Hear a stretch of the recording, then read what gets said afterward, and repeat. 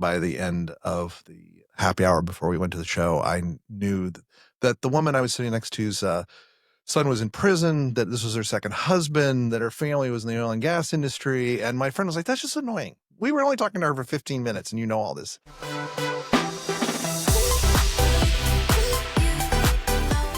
Welcome to Extraordinary Stories. I'm your host, Forbes Shannon. With me today, a good friend, a fellow writer, Mhm. an avid, curious person, especially when it comes to people, Annoyingly. annoyingly so. And you are one of the three owners of a 30-year-old, 75-person engineering group, That's correct. PADT, Yeah. the one and only Eric Miller. Great to be here. Thanks. Hey, man. Yeah. Thanks for being here. Good to be here. I really appreciate Yeah. it. Um, why did you pick up writing? Always wanted to be a writer since I was a little kid. Mhm. A little origin story of why I'm not a writer, why I didn't start as a writer and became an engineer is I signed up for the first gifted program in the state of Arizona, summer education. And I signed up for creative writing and I was the only kid that signed up for it. So they stuck me in the engineering class. And so it took me about 40 years, 50 years to get back to it. But yeah, that's that's kind of the fate that happened to me. They just decided. I was the only one that signed up for it. So they stuck me in engineering class. And I did well. Engineering is easy for me. Writing's not. And so I stuck with it most of my life. But I honestly really got into doing it as part of our business, doing a lot of writing for the business, and then was asked to do some editorial work for some different magazines and the Phoenix Business Journal. And that's really was the catalyst, was when I Mm, got the column in the Business Journal.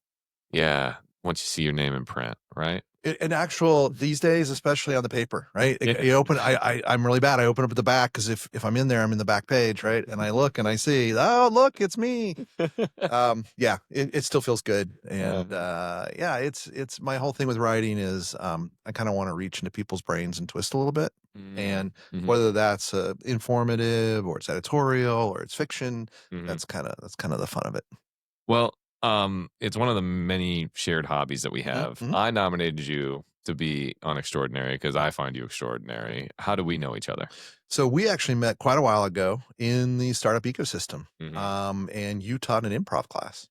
Yes, Yeah, I did. yeah, and Yep. and then we didn't see each other for a long time. Mhm, And then of course Venture Cafe mhm, is where we ran into each other and clicked and saw your strengths and was again very curious about people and mhm, very fascinated by the way you evolved your ability to control that space and manage the event and create the community and all the things you did as you got more into that role and it fascinated me and got to know you. Well, thanks, man. You know, I'm curious. You said annoyingly so Yeah, when it came to curious about people. What makes it I annoying? mean, I will meet somebody and sit down and a little story. I was on a cruise recently with a friend of mine, and we sat down. And by the end of the happy hour before we went to the show, I knew that the woman I was sitting next to's son was in prison, that this was her second husband, that her family was in the oil and gas industry. And my friend was like, "That's just annoying. We were only talking to her for 15 minutes, and you know all this." Yeah. So, but I care. I mean, I think what it is I'm not doing it to get something. I'm not Mhm, doing it to get leverage or to create a relationship that somehow I can turn into something profitable. mhm. I actually really care.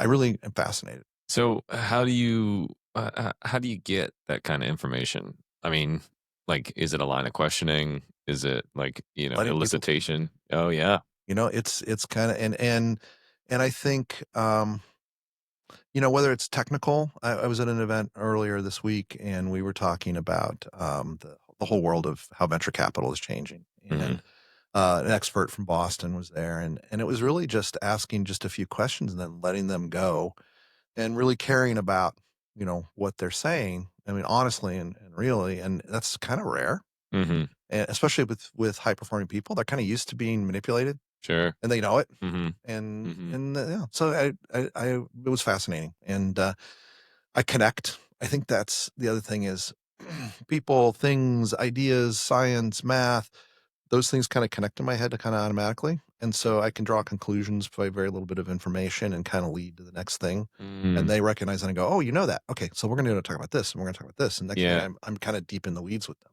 Mhm. Yeah, I think, that, like, kinda what you said, connecting the dots, the Mhm. jumping to conclusion, Yeah. I think that that's, when used appropriately, a very good skill, Yeah. when it comes to getting to know Yeah. people, right? Like, I think one of the things that has always helped me is understanding, okay, if you're interested in this, then you're likely interested in this, right? Mhm. And understanding just, I have this belief that everything is a story, whether they're intentionally telling it to you or not. Always. Yeah. Always. hmm Yeah. And then to follow on to that, to follow up on your story, you use the word expert. Mhm. Oh, how do you feel about the word expert?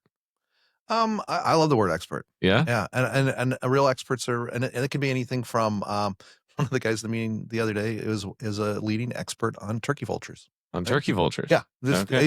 he's a he's a very successful corporate. I won't mention what company he's come from because I don't know it was under NDA or not, but very successful, well-known company by very high level. But his hobby is turkey vultures. Mm, He is a expert on turkey vultures. sure. So the 3 or 4 of us just sat around and learned about turkey vultures from this expert. You don't So get that chance often. is it okay? Okay. All right. Right. Right. Okay. So it's like a learning opportunity of like, hey, this guy really knows this about this one thing that I may not be able to talk to an expert about. And Is I think part of it's the passion they have. I mean, passion. I think, you know, there's the intellectual joy of it, of learning something new for me, but there's also I just love when the way they light up. He lit up, right? Yeah. Yeah, it was amazing. Yeah. Do you find that when people light up, Mhm. that you absorb that energy? I mean, no. I mean, I have a saying, everything happens for a reason, that reason is physics. There Mhm. ain't no physics there. There's no energy going between us. No, you don't think so? I don't think so, not at all. But Mm, do I get a little endorphin rush? mm, Yeah. Do I get a, does being around somebody who's happy make you happier? Yeah. mhm, Does being around somebody who's sad make you sad? Yeah.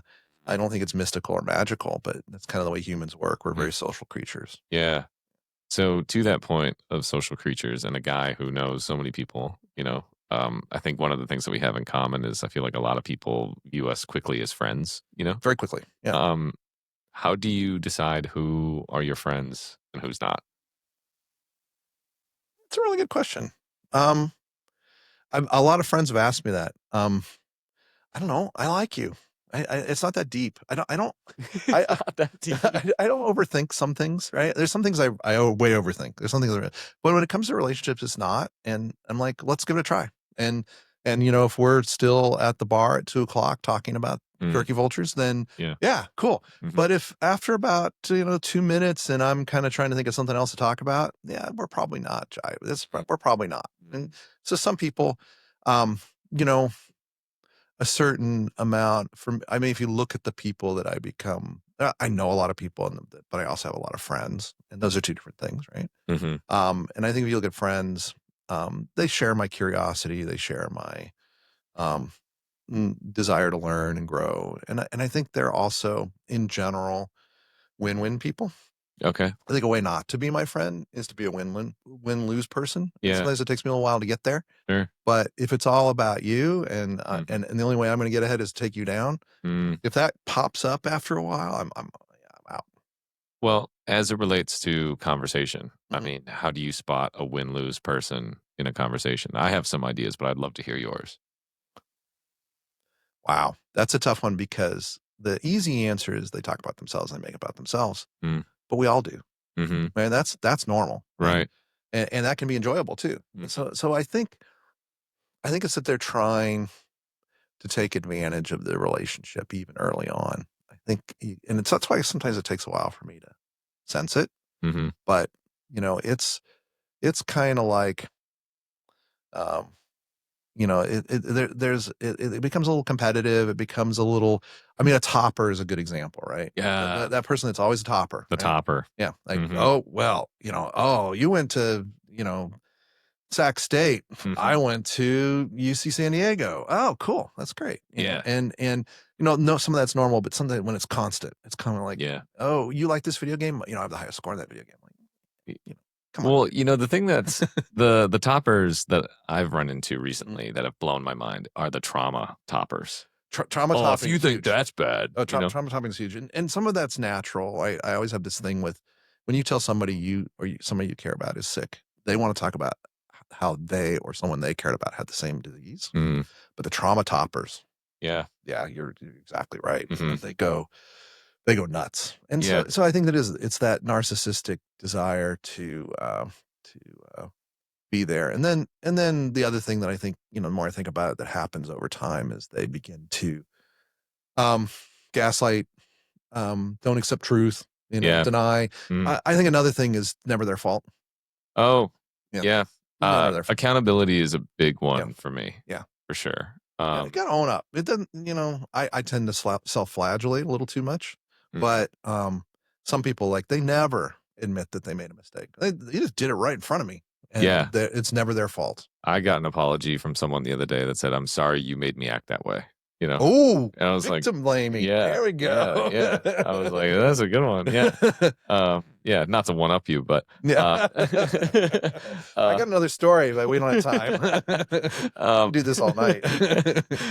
I think as it relates to a conversation, I don't necessarily think if it's about this is my point of view, is if it's someone talking about themselves, I don't necessarily say like this is a win-lose person. For example, I really don't like talking about myself unless it's people that have like reached this inner circle. And then I'll run a conversation. Yeah. But when it's strangers, what I get out of a conversation, my self-interest is the curiosity about them. I want them to talk Mhm. because, like, for example, I may run into an expert on turkey vultures, Yeah. and now I've got a bit, Yeah. right? Yeah. You know? Well, yeah, you've got that added thing of you can turn it into a bit, which Yeah. is amazing. Hmm. No, I mean, there's probably a psychologist that can explain what it is, and I don't have a name for it or a label for it, but I'm fascinated about people talking about themselves. Mm, But when sometimes I deflect to other people so I don't have to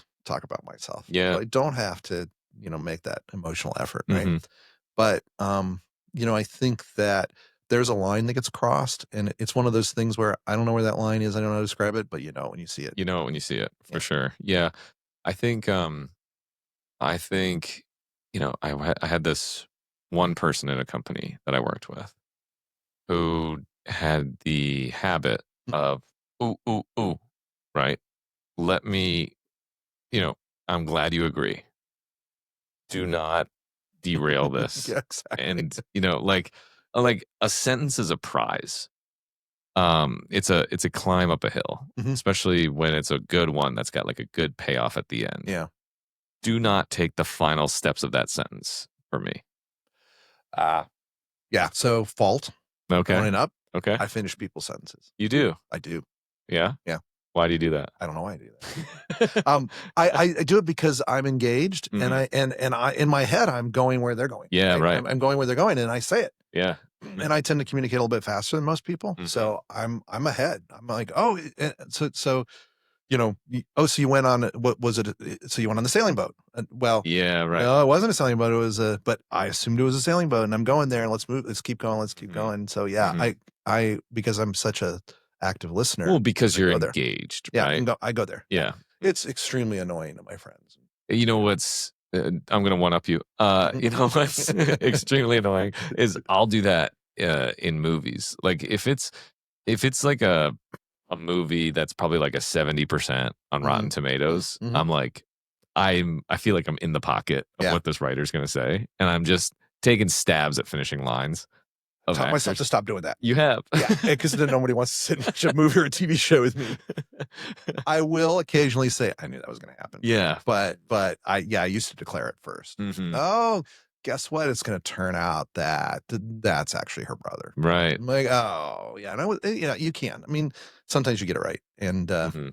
yeah, I agree. Yeah. I knew that was gonna happen is the ominous third person approach Mhm. outside of a relationship of the "I told you so."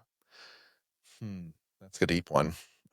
Yeah, I think it's, "Please tell me I'm smart." Mm. Mm. Uh, Please tell me I'm smart. yeah. Okay. Not that I was right. "I told you so" was I'm right. Yeah.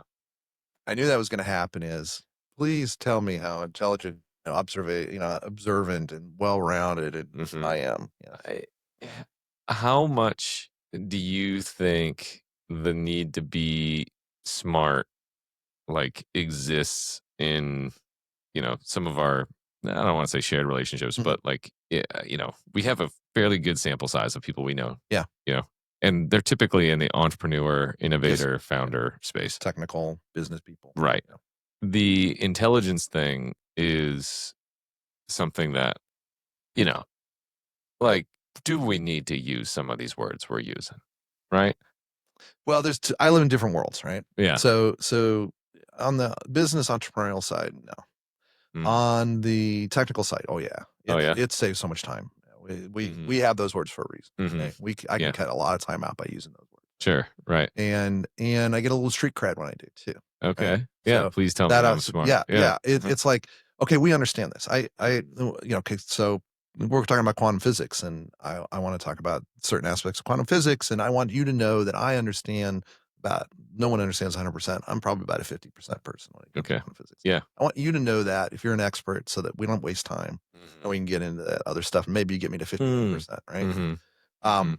and when I'm talking with a business person, let's go back to the meeting I had with the VC guy.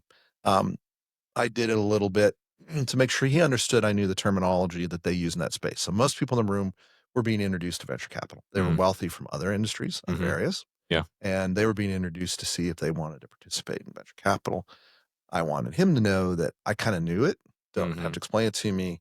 Now I've got some questions. Mm. And it works very effectively. I think that it's taken me a long time to not always sound like an arrogant jerk when I do it. Mm. Sometimes I can, Yeah. but usually it's like, "Oh, this guy knows what he's talking about." Right. Yeah, And so it's a yeah, time saver. it's a time saver and a credibility thing.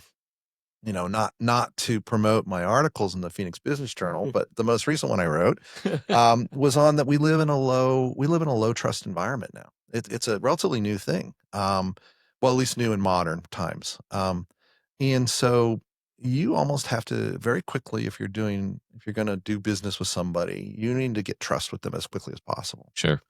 and these are ways to do it, Mm. right? Doing get my feeling is to do a really good job and understand, and you can get trust quickly.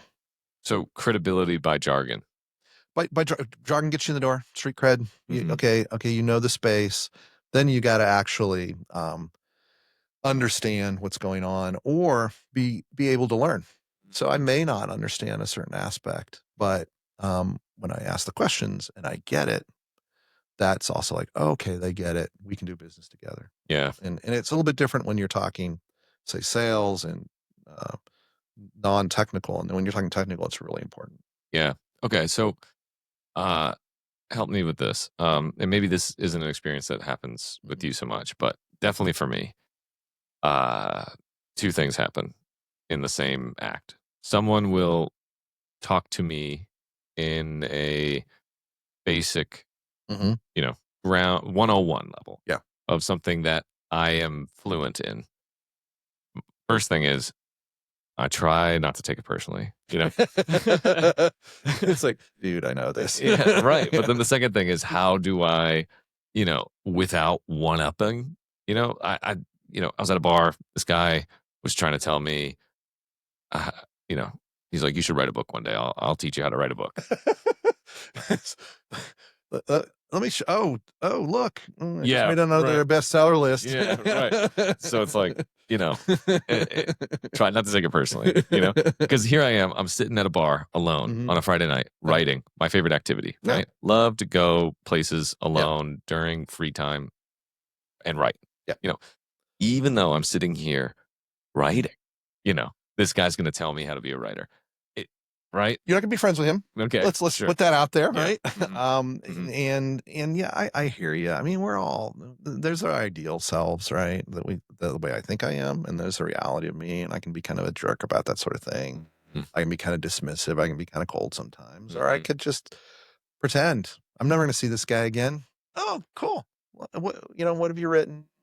Is you have any advice for me? Hmm. Hmm. And you know, and then never talk to him again. Well, so that was the path I took. Yeah. And then the funny thing, Eric, is that I felt bad afterwards Hmm. because I was like, man, I was so upset with this guy Hmm. when I didn't follow my own credo of curiosity and that you can learn from Hmm. everybody. Yeah. Eh, I mean, I mean, have you been in a have I similar mentioned how old situation? I am yet? I'm gonna go there now. Okay. That comes with age.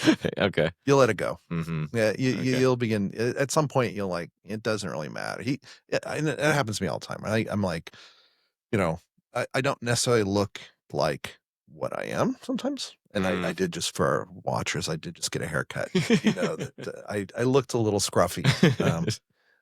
And so sometimes people just like, who is this person, right? Mm, And then, and I get a little bit out of shape because it's like, oh, yeah, I'm actually kind of know this stuff, right? mm, And mm.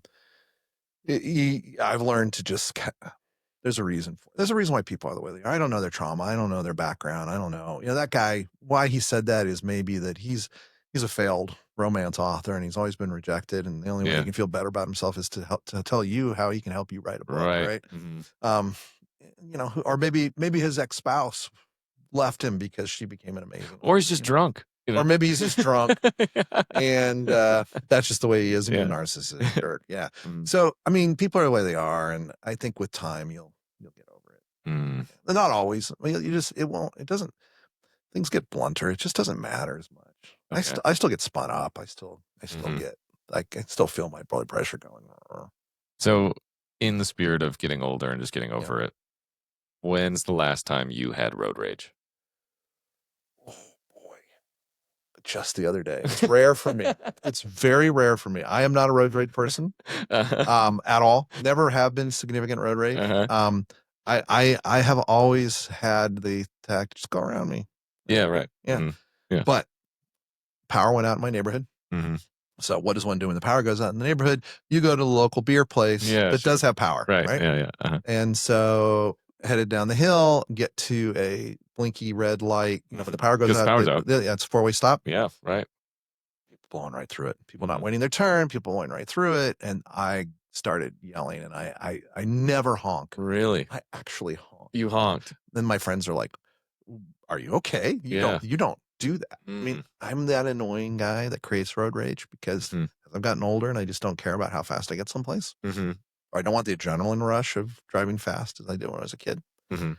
I put my cruise control on the speed limit, Good for you. Yeah. and I if I used to get in the fast lane because people go slow and I don't want to go around them, Mhm. but I do get over Mhm. and I put in I go to the second or third lane. I Yeah, put it yeah. in. I'm that guy now. Mm. Mhm. So again, mellowing with age. Mm. Yeah, but when I was young, I used to tailgate, cut people off. I didn't have road rage, but I was a very aggressive driver. Mm. Mhm. So, what are some other areas, um, in your life that you've, tempered, you know, with age?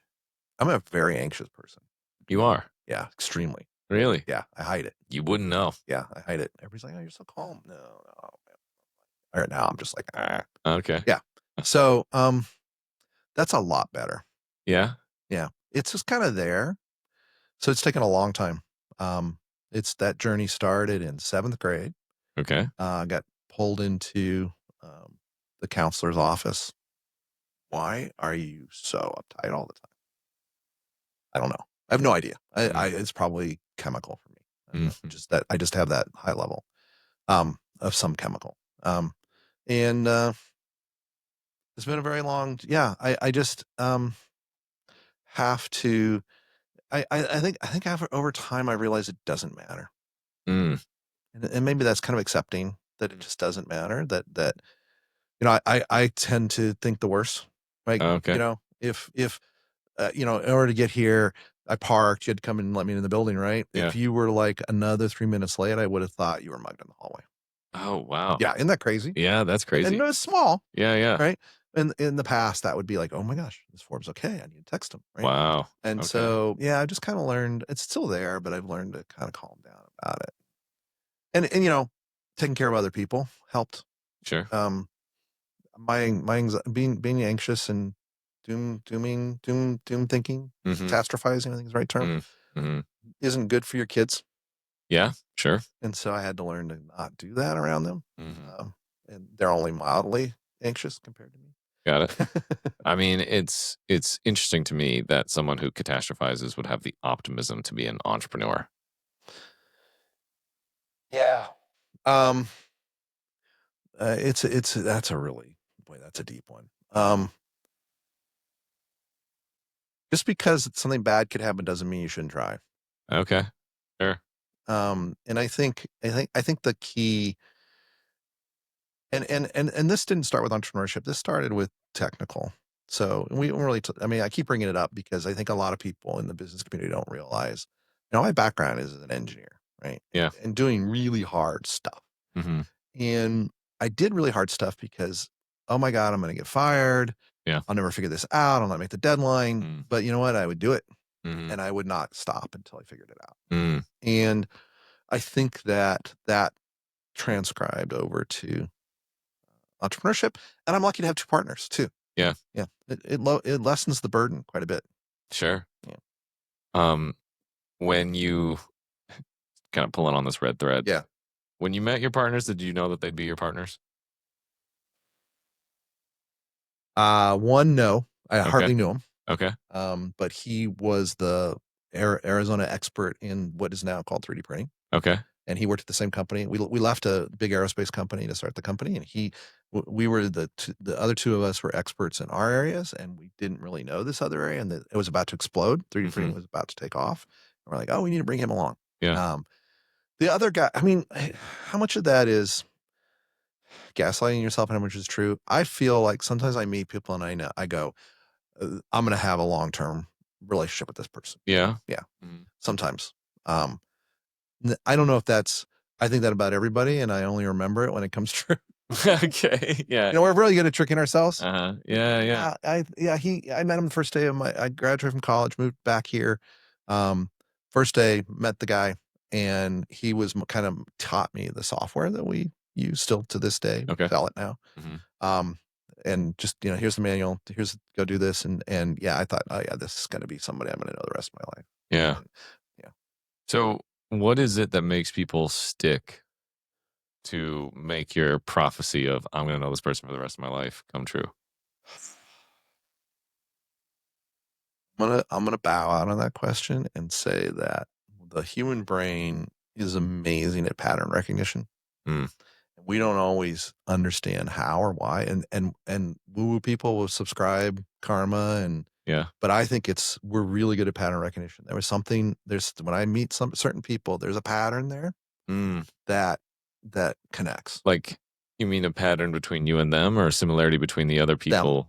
There's a pattern to them. There's the way they walk, the way they talk, the way they ask questions, the way they look at the room. I don't know. There's just something that I don't know what it is, but there are certain people and so I'm an Air Force brat, right? So I moved around a lot. So I was Mhm. meeting new people all the time. And I think Yeah. that's why I developed that pattern recognition. I'm going to be here 6 months. Who's going to be my best friend for 6 months? Oh. And you get really quick at it because if you spend 3 months trying to find your friends, you're going to be really lonely. Yeah. Yeah. Yeah. So Sure. I don't know. I don't have any, that is a hypothesis I have never been able to test. Mm. But the more we look at the human brain and now AI, especially large language models, which are amazing at pattern recognition Mhm. with neural nets, I think it's the same thing. So I'm subscribing to that theory with absolutely nothing to back it up. Sure. Yeah, okay, there's a pattern in people that Yeah. you know it. Yeah. So, just to double down on this hypothesis that you're backing up with nothing, Yes.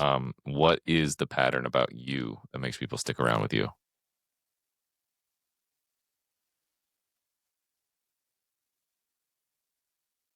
Hmm. Um, I don't know. I think it's going to vary. I don't think that there's one answer to that. I think we all have puzzle pieces that stick out, and sometimes they fit and sometimes they don't. Mhm. And I think different people are going to connect for different reasons, right? And if I think about the people that I like to surround myself with, they're also very different. Mm. And why why I don't know. Sometimes I don't know. I don't know the answer to that. I think some things that create the relationship, I don't know that keep it, is I start with you're a good person. Mm. Mhm. I didn't used to. I Okay. was yeah, Yeah, you were yeah, catastrophizing. yeah. Yeah. I asked my friends in high school and maybe about 2/3 the way through college, I was very judgmental. Oh, yeah. Yeah, book Uh-huh. by its cover. Oh, That yeah. person is like this. Oh, you sure? Yeah. Yeah. And I'm not even gonna waste time, right? Mhm. Um, yeah. And that was a defense mechanism, pure and simple. Mm. Um, but over time, I've kind of stepped away from that, and I start with, show me that you're not someone that I should invest time in, whether that's professional or personal. Give me a reason. Give me a reason. Yeah, exactly. You Do haven't you crossed the line yet. I've been close. Um, We won't go there. do you think do you think being an Air Force brat and having such a fast turnover in friends has made it easier to move on from relationships as an adult? 100%. Yeah? And cause problems in relationships. Okay. Because you don't, if you talk, I don't know if you ever have any more other Air Force brats or people whose that parents worked for IBM and moved around a lot, right? Mhm. That back in the day, everywhere we went in the world, there was always IBM people. Um, and Schlumberger. So back to Schlumberger. The You don't go too deep You don't go too deep. because you're gonna break your heart, Mm, right? And this is before puberty hits, and then it's romantic, right? And that's right. that's it's brutal then, Mhm. right? It's Yeah, like, yeah. this is the most important person in my life, Yeah. soulmates, and we're only gonna be together for 3 months, and then I'm gonna move, right? Yeah, right. And we'll write. I promise we'll write just Yeah. before the end. I mean, now I guess you can keep the relationship going, but back then it was pretty much done. Mhm. Send a postcard every once in a while. Yeah. Um, so yeah, you connect really fast to a certain level, Mm, but you don't go too mm. and you're able to turn it off. So people ghost now, right? Yeah. Um, and that moving away was ghosting, right? Yeah, And right. you just accepted it. And Yeah. and and, and it's like I think wistfully, and it's funny with Facebook, I've reconnected with people that I went to high school with in Turkey. Mostly was that group in Turkey. We went through a lot together, so Mm, it's a stronger bond. that's cool. Um, yeah, it's kind of wild because these are we're all in our 50s and 60s, right? Yeah. And yet there's a connection there from when we were 14, 15, 16, 17. Mm. Um, yeah, it's a wild thing. I think I'm kind of uh hearing a unique thing about you in this conversation, which is, uh you say, you don't go too deep, right? Mhm. But it seems like it's actually the inverse is true. You go really deep, really fast, and in 15 minutes, you know that someone's son is in prison and stuff like that because you don't know how much longer you're I didn't say I don't let them go deep. They don't know me. They don't know crap about me. uh, so, but getting to know about someone deeply doesn't have the same heartbreak as letting someone know you,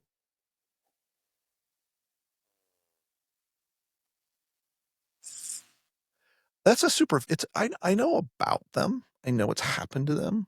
And they and I joke about not letting them, but if they let me talk, I'll tell stories. right? I'll share. Hmm. And maybe sometimes to a level. Um, but that's just a story. That's not a vulnerability. Mm, That's not the 2 o'clock in the morning. I love you, man. yeah, That's a sure. different thing. Um, I mean, just a follow up question to that, like when we move on from relationships, is it um like them that we miss, or is it who we were when we were with them that we miss? Wow. Another unsubstantiated theory, Eric theory. Okay, let's hear it. I think we miss the person we thought they were, Well, great answer. and I Nice. think we regret that we. I think everybody's different. For me, I regret not being a better person with them. Mm, Yeah, yeah. I mean, so you get to manage the regret. What could have been oh yeah. when you move around a lot, Uh huh. right? Right. So I think there's a little bit of that as well. That's a complicated one. I think that these memories, we trick ourselves with these memories. Mm, This is my theory, is that all we have is the memory. What really happened may not be what we remember. it's the story. It's a story that's Yeah. in our head, right? Hmm. And it changes over time. Yeah. When you do reconnect with these people you haven't seen in 40 years, 50 Right. years, it's amazing how different we saw the things that happened. and we're Yeah. each convinced 100% that Right. this is the real thing that Yeah. happened. Uh, And we didn't have videos in our pockets back then, so we had right. no way to prove it, Mhm. right? Um, Mhm. so maybe an Instamatic photo, but yeah, it's we trick ourselves into what we want it to be. So I mean, what trauma and what needs you come to the table with really define what that's like. Mhm. Mhm. Um, Again, not a psychologist by no, any stretch. I love it. I think that's a very valuable take. In the future, because and the reason I ask this is because it seems like the way that you kind of explain life, Mhm. right, between connecting dots of things is it's almost like people, you know, Yeah, like they're dots. you know, spheres of, it's not work, it's the people at work, right? It's not home, it's the people at home. Is kind of the vibe I get. That's new. That's new. It took me a long time. It's one of those. Did I mention that I'm old? Yeah. I didn't want, and I think it goes back. I mean, again, gosh, what we should have had is brought a psychologist with us to explain why Eric thinks this way. Uh-huh. Um, I blame everything on moving around as a kid, and it's probably I overblame it. But Mm, yeah, and then also, I mean, getting even deeper, I'm an existentialist, right? We're just molecules and atoms moving through the universe, and there's no reason for it. mhm. It's just mathematically we exist because mathematically we should, Sure. and that's really hard, right? Yeah. When you're 14 years old and your brain goes, Right. what the heck am I going to do with the rest of my life, right? Mhm. And you have to taint that with me, and you have to take a look at it because I don't think about it too much because it's kind of it's depressing. Uh-huh. But I come from that perspective, and most people don't. Mm, Right. So when people don't understand something, they create something that explains it. mm, If I don't understand it, I just don't understand it. mm. Um, or I try to understand it. Or The math or you science behind make it. a claim. Yeah. This is my This theory. is my I have theory. no I evidence. have evidence. Yes, exactly. Yeah. Uh-huh. Exactly. Right. Right. And yeah, I think that I so sometimes on when I go on these podcasts for entrepreneurial stuff, they say, "What's the one thing you learned the most?" Building a business, and Mm, I used to answer how important HR is, or yeah. how important it is to have procedures and things. But you know what I missed the most? Mm, What I got wrong the most? I didn't understand how important people were and their feelings and what they bring to the table emotionally, intellectually, and I separate experientially mm, what they bring to the table. And I kind of didn't pay enough attention to that. It's so important. It's so important. And yeah, that's something I'm still dealing with, I think. so in the future, Mhm. with this newfound knowledge, what does the future for Eric Miller look like? I Um, keep we didn't create the business to be a growth business, right? Mm, Grow it and sell it. It's a lifestyle business. okay. Yeah. For me, we all came to it with different things. I didn't like working. I liked the work at a corporation. I didn't like the way the corporation treated us. Mm, mhm. And so I wanted to create a place where people want to go to work in the morning. Yeah. And nothing makes me happier than when our team of engineers does something amazing and makes our customers ecstatic, or I just see a group of people going to lunch together and they're laughing and they're talking about some cool technical thing they did, or the Mhm. sales team is talking about a deal they're working, right? I mean, we created a place where people like what they do. Mm, So proud of that. Um, I think that continuing with that's of course important, but I want to write more. There's no question. yeah. Yeah, I want to. I Mhm. want to. I wanted. I if I if I was independently wealthy, I would travel and write Yeah. and spend and annoy my children. Sure. I mean, someone's gotta do it. Yeah. Oh, yeah, they have friends for that, but I think I have a special talent for it. But Mm. I mean, yeah, I believe in giving them space, but I would like to spend more time around them. Yeah.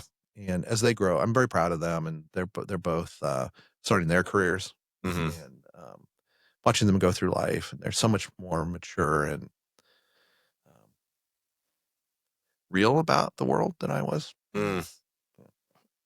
Um, I don't think you give yourself enough credit when you say, "The one thing I missed was how important people are," and then in the next sentence, you're like, "Oh, yeah, well, when I started the business, I wanted to start a business where people like going to work." So it seems like people have always been at the nebulous of that, so I'm gonna I think it's yeah, I I put it behind a wall. mm, I mean, I wanted to focus on the numbers. I wanted to focus on the technology. I mean, so one of my favorite things to do is be in flow. I didn't know what that was until I read the book yeah, Flow, right? mhm, And it put a words and names to something that I love. to the The feeling. feeling. And so when I was a kid, it was Legos, right? Sure. Put on a rerun of some TV show and a box full of Legos and 5 hours of building stuff, right? And Yeah, I didn't realize that why I loved that so much was I was in a flow. yeah, And writing's a flow for me. yeah, Doing engineering is a flow for me. Creating content is a mhm, flow for me. So really now that I rethink the question, I'll change my answer. I'd be happy where I could continue to meet people and learn mm, and have more flow state time. yeah, sure. I mean, I think you get into flow in conversation. Definitely. Yeah, Yeah, definitely. mhm, Yeah, there's probably something there. yeah, There's probably for something there. sure. I'm definitely pulled into that. Yeah, But my anxiety goes away when I'm in flow. yeah, Back to the anxiety thing. right. That's when it goes away. Yeah, especially so, have those conversations. The next expert might be sitting at the table with you or at the bar. You don't even know. So Yeah. everybody's an expert in something, right? Yeah, You don't right. know what it is until you talk to them, Yeah, right? yeah. And maybe it's just that they grew up in a little town and they just know about that little town, right? Yeah. You never know. I ask this question of everybody that comes on Yes. Extraordinary Stories. What is the one piece of advice you could give to our listeners that they could act on today to live more extraordinary? Pay more attention to relationships. Mm, You can always do better with that. And mhm. that's a really broad question. It's Yeah, personal, it's right. business, it's a lot of stuff there. But I think I and that may be a little too broad. I think yeah, my what I'm thinking about is has nothing to do with the question. It's really how can we make the world a better place? Okay. You need to be stop being so damn selfish. Mm, We when existentialists like me tore down the rules, yeah. right?